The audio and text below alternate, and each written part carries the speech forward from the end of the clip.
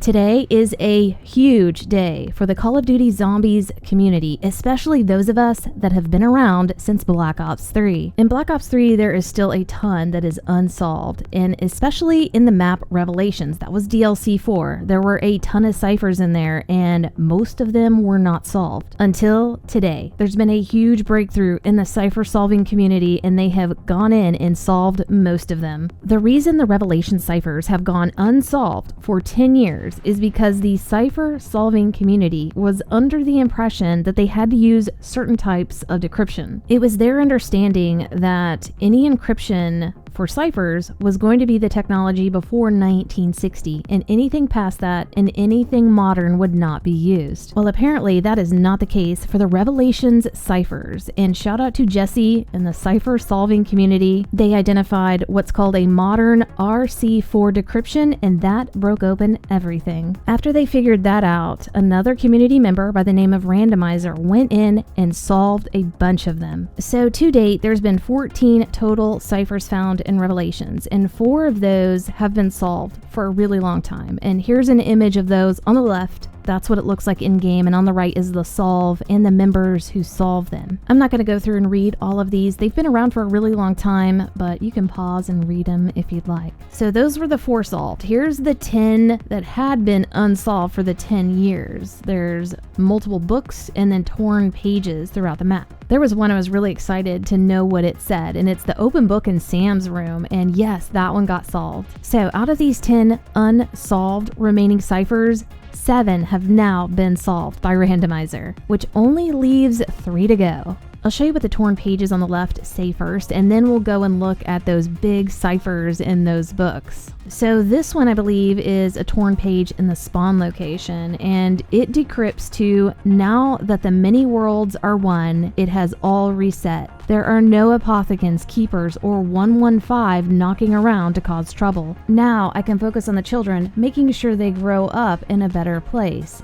M. So I would assume this M means Dr.Monty, and we're seeing some insight here where he is caring about the children, saying he wants to make sure they grow up in a better place. I think this is showing us what happens after Revelations. When we spawn into Revelations, they're still kids, and after we're done, he raises these kids to adults. So it's helping to explain that time after Revelations is done to the future zombies. Yeah, Monty sat there and raised them to adulthood. And there's another cipher I'm going to go over that confirms that. The next one is a torn page in the Nocturne Totem location in the center of the map. It decrypts to, "Oh zombies, what will we do when you're gone? Life without you will be dull, but it's time to go somewhere new and sing a new song." This seems like a type of lyrical poem with that rhyme in there, and I'm not sure who would be saying this, but given the other cipher where Monty is saying everything's gone and reset, this could be Monty. This next one is so cool. It's a big foreshadowing to Black Ops 4. It's a book in the Shangri-La location, and it decrypts to, "With the blood secured, Samuel, Russman, Abigail, and Marlton have been taken care of permanently. I buried them under the island prison below the lab. No one will ever find them, not even Monty.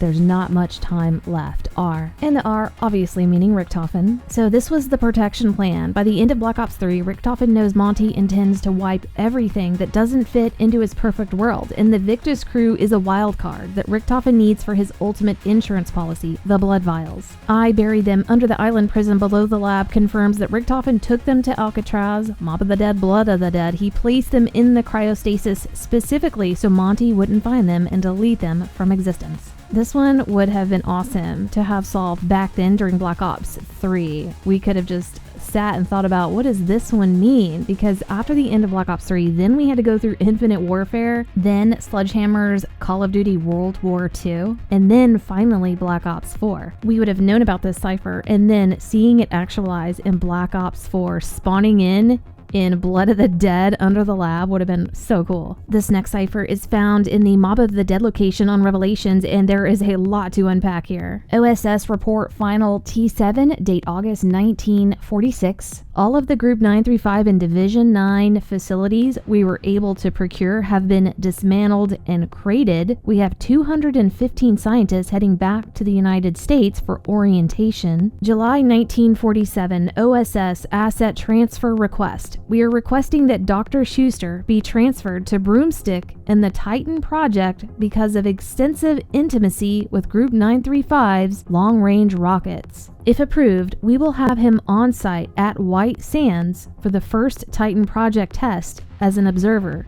As you know, it's imperative that we advance Titan quickly and reach the anomaly before the Russians. This one's really cool because this seems to be a direct parallel to a real-world event called Operation Paperclip. So the White Sands Proving Ground is in New Mexico. It's a real place, and they recruited a bunch of German scientists during the space race to try to outdo the Russians. And the OSS, the Office of Strategic Services, was in charge of all this. White Sands was effectively the cradle of the American space and missile program, built largely on the back of captured German technology and expertise. And the desert floor of New Mexico is where the transition from Nazi wonder weapon to American space program actually happened. And White Sands Proving Ground was the primary hub for the Operation Paperclip scientists from 1945 to 1950. It was called Operation Paperclip because they used paperclips to tag files of German scientists that they wanted to bring over and recruit. And the term broomstick was a real term they used back then. It was to describe the type of missile that they were working on. The missile could guide itself like a witch's broomstick. And those guys were labeled broomstick scientists. And these two dates here in the cipher, August 1946 and July 1947, were critical times at White Sands Proving Ground during Operation Paperclip. The first part of this cipher does mimic a real-life event within this operation, and it says all of the Group 935 and Division 9 facilities we were able to procure have been dismantled and crated. The real-life event this is parallel with during this Operation Paperclip is that the U.S. troops found enough parts for roughly 100 V-2 German rockets. They crated them into 300 railroad cars and shipped them to White Sands, New Mexico.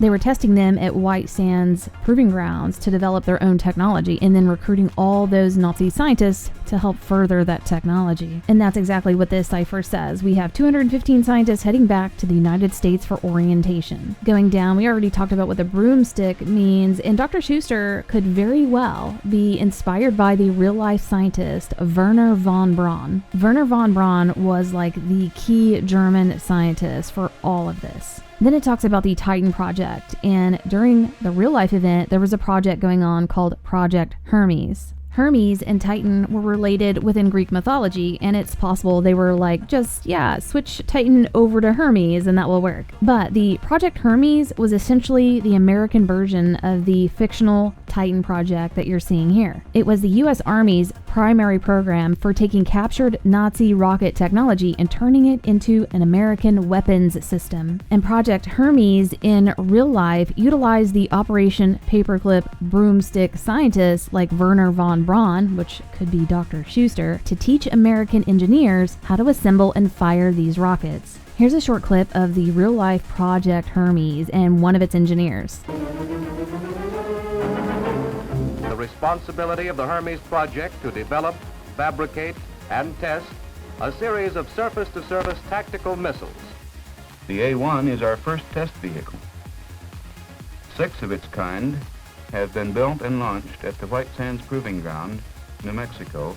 So yeah, it's possible this Titan project was the Project Hermes. Also, we do see Dr. Schuster in a loading screen for Black Ops 2 Zombies Nuketown and also the comic book. The comic book is what identified him. It zoomed out and you could see his name tag on his uniform. This loading screen is related to Nuketown, and the White Sands Proving Ground has some relation to it, and that's where Dr. Schuster was sent. So in the real world, within the White Sands Proving Ground, there's an area called the Trinity Site, and that's where the Manhattan Project nuke bomb was set off. After that, it was determined that it was too close to people and civilization, so they moved everything to the Nevada test site and did testing there. So is this cipher here some roundabout way saying, yeah, he was sent to that area and eventually ended up in Nuketown? I wanted to see if any of these ciphers linked up or were mentioned on the Zombies timeline. This one's got a lot of dates on it, so it was easy to look up. And yes, something was mentioned.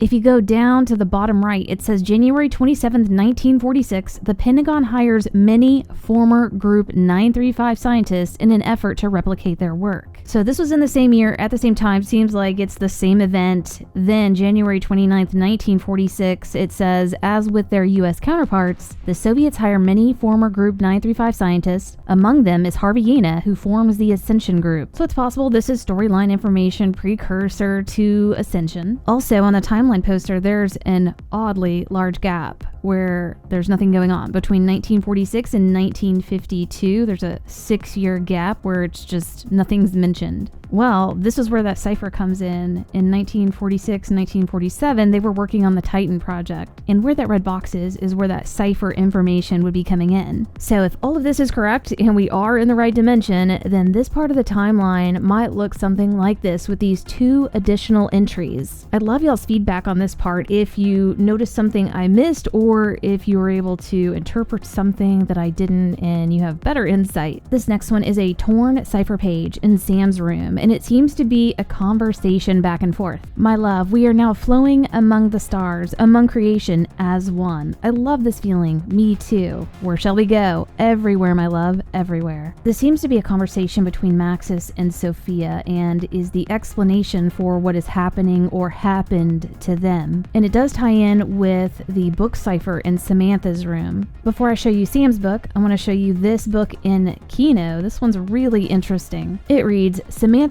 finally left the house today. She was the last one. I understand how hard it was for her, but she knows the world is big and beautiful and needs to be explored. I'm sure she will see the others along her travels. Honestly, I will miss her the most. I must admit, it looks like I'm not needed anymore. Retirement, here I come. It's time to pack up all the chalk, boxes, and machines and go behind the scenes. I'm headed to that goddamn white sand beach I have thought about for ages to finally chill. I mean, nothing can go wrong now. Signing off.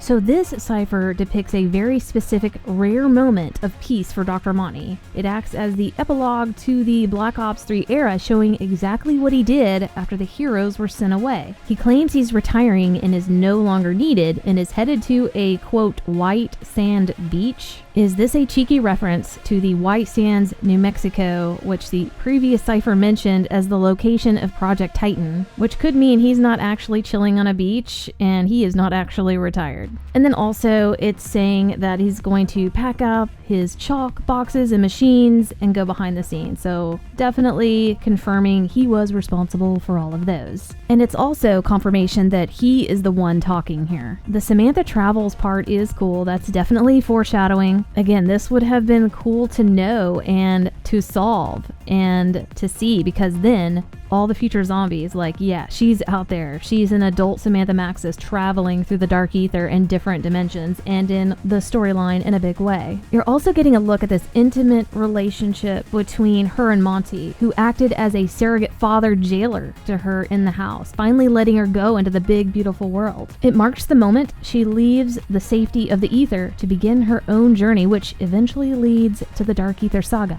I like seeing that last line, because you're thinking, oh, it's over. He's gonna go retire. He's done, right? And then the last line, I mean, nothing can go wrong now, is the classic dramatic irony, leading you to believe there is more and a lot is about to go wrong. And it does in Black Ops 4. So again, huge foreshadowing. On Revelations in Sam's room, there is a book that is sitting on a table opened, and I know all of us were really wanting to know what this one said. I actually cannot believe we are seeing the day when this one is now solved. Let's read. Final entry. I have run out of pages for this journal, so it seems fitting that this is my last entry. I am leaving the house today for good, and I don't think I will ever return. Father has been gone for many years now, and I miss him. I think of him often. Monty says he's not dead, but has just evolved into a new form. I guess you can say that Monty is my father now.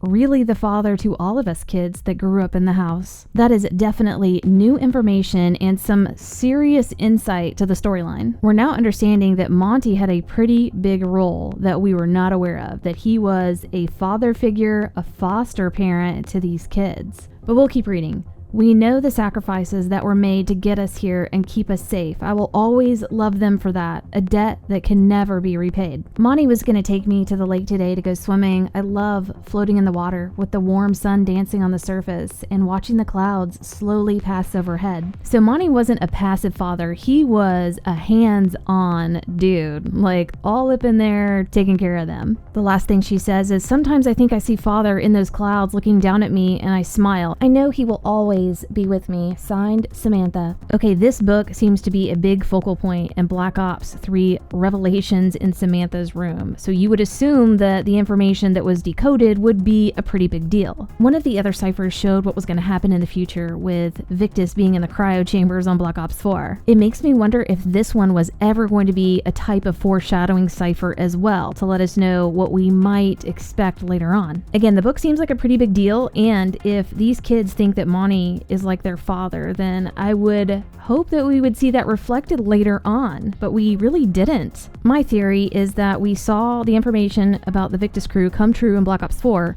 and we might have seen this information come to light at some point in radios or ciphers or just character quotes. But it's possible because of two very big events this didn't happen. One, Jason was let go. He was let go during the cycle of Black Ops 4, and he was gone before Ancient Evil. And we all noticed it whenever he was not showing up to the PR of the new maps and the new DLC. We were like, where's Jason? He was gone at that point. So you've got Jason gone mid Black Ops 4, and they couldn't work out the contract for the voice actor for Dr.Monty, Malcolm McDowell. I heard it was a financial budget issue and maybe also a scheduling issue, but whatever it was, they did not have him doing any voice lines for Black Ops 4. So you've got Jason gone, the father of the storyline, with Dr.Monty and Samantha hidden deep inside of a difficult cipher to decrypt, and then you've got Dr.Monty's voice actor not there anymore. So is it possible they just completely scrapped any idea of that? Is it possible that this was going to be in the storyline somewhere in future zombies? Like, it's kind of a big deal that he raised them for many years and had a big influence